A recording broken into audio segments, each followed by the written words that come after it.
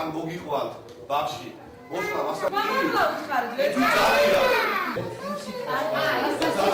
ხდება რომ მიიღოს ის კალორიები რაც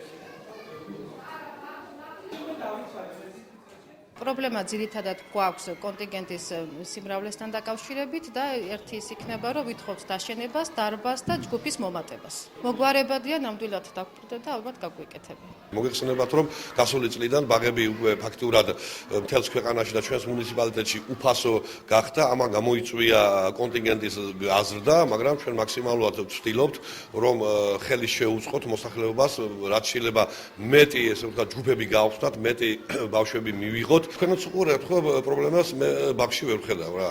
ამ ბაღში სადაც დღეს ჩვენ მოვედით და შევისწავლეთ, ამ ბაღში არსებული მდგომარეობა პრობლემა არ არსებობს.